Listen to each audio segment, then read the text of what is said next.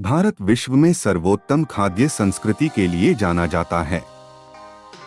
देश भर में उपयोग किए जाने वाले मसालों और ताज़ी सामग्रियों की संख्या और रेंज ने स्वादों की एक अद्वितीय विविधता को जन्म दिया है। व्यंजनों को तैयार करने और बनाने के अनगिनत तरीकों को अपनाएं और आपके पास पृथ्वी पर सबसे स्वादिष्ट व्यंजनों में से कुछ होंगे।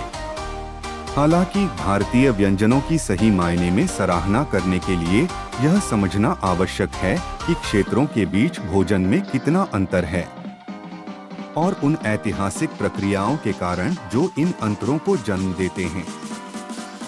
जो लोग केवल स्वादिष्ट भोजन का आनंद लेना चाहते हैं, उनके लिए इतिहास बुनियादी बातों से परे अत्यंत प्रासंगिक नहीं लग सकता है। और उन ऐतिहासिक प्रक्रियाओं के कारण जो इन अंतरों को जन्म देते हैं। जो लोग केवल स्वादिष्ट भोजन का आनंद लेना चाहते हैं, उनके लिए इतिहास बुनियादी बातों से परे अत्यंत प्रासंगिक नहीं लग सकता है। हालांकि जब आप वास्तव में किसी संस्कृति का अध्ययन करते हैं, तो आप सीखते हैं कि किसी देश के स्वाद को परिभाषित करने में अतीत कितना महत्वपूर्ण है, जिसका हम आज आनंद लेते हैं। जो लोग अंतर्राष्ट्रीय अध्ययन में पारंगत हैं, वे समझते हैं कि इतिहास, सांस्कृतिक विकास और यहाँ तक कि धर्म सभी वर्तमान में किसी भी देश में हम जो देखते हैं और अनुभव करते हैं, उसे आकार देने में महत्वपूर्ण भूमिका निभाते हैं। और इस प्रकार की समझ भारत में विशेष रूप से प्रासंगिक है, जहां क्षेत्रों के विकास में अंतर के कारण विशेष रूप से एक स्थान से दूसरे स्थान तक पाक प्रवृत्तियों में आकर्षक विविधताएं पैदा हुई हैं। भारतीय व्यंजन हजारों वर्षों के विकास और फारस और चीन जैसे क्षेत्रों के बाहरी प्रभावों का परिणाम है। देश के कुशल व्यापारिक नेटवर्क ने लंबे समय से मिर्च से लेकर दालचीनी, सरसों तक लगभग किसी भी मसाले तक पहुंच प्रदान की है, जिससे शायद सबसे महत्वपूर्ण रूप से विभिन्न प्रकार के मसालों का निर्माण हुआ है। इस प्रकार के मसालों के मिश्रण से कई प्रकार के स्टू का निर्माण हुआ, जिन्हें करी के नाम से जाना जाता है।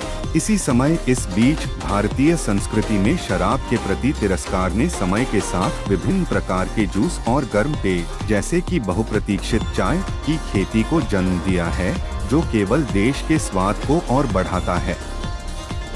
इस तरह विभिन्न संस्कृतियों, धर्मों और घटनाओं ने समय के साथ भारत के व्यंजनों को आकार दिया। अनिवार्य रूप से देश की विशालता, व्यापार नेटवर्क और संसाधन उपलब्धता में भिन्नता, और यहाँ तक कि समय के साथ विभिन्न प्रमुख धार्मिक प्रभावों को देखते हुए देश के विभिन्न क्षेत्रों में भी अद्वितीय स्वाद और व्यंजन विकसित हुए। जैसा कि हमने देश में उत्तरी व्यंजनों पर एक पूर्व नजर डाली थी, भारत के हर हिस्से का अपना अनूठा व्यंजन है।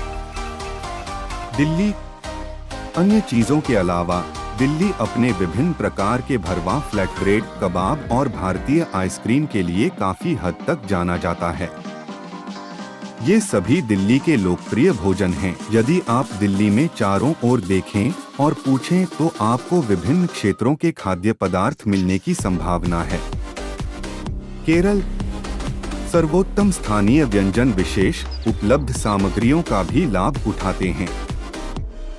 उदाहरण के लिए केरल में भोजन ज्यादातर शाकाहारी होता है, समुद्री भोजन की स्वस्थ खुराक के साथ, और उस मसाले का भी लाभ उठाया जाता है जो लंबे समय से इस क्षेत्र में उत्पादित किया जाता है, अर्थात अदरक, इलायची और काला कागज। केरल के लिए विशेष रूप से कई व्यंजन हैं, लेकिन जानने लायक एक व्यंजन है अरिकाड का, जो चावल के आटे के साथ सीपियों को पकाकर बनाया जाने वाला व्यंजन है। पंजाब के व्यंजनों में एक मजबूत मध्य एशियाई प्रभाव है। आमतौर पर इसकी हिंदू आबादी के बजाय भारत के मुसलमानों से जुड़ा हुआ है।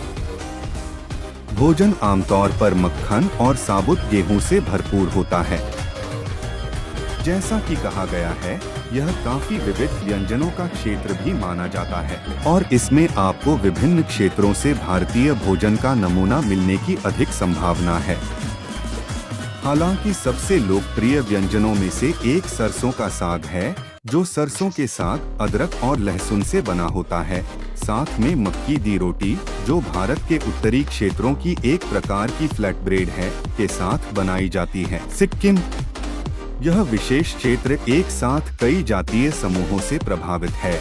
हालांकि यह नेपाली व्यंजन है जो बड़े पैमाने पर भोजन परिदृश्य को परिभाषित करता है।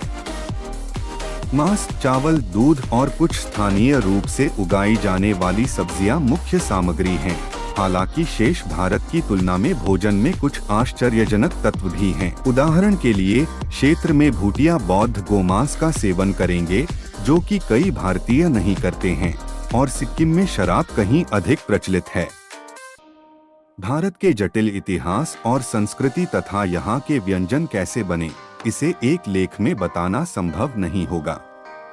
ऐसा करने के लिए मुस्लिम और हिंदू प्रभाव का अध्ययन, विजय का रिकॉर्ड, सदियों से व्यापार का जटिल अध्ययन और सामग्री कहाँ से आती है, इस पर विचार करना आवश्यक होगा।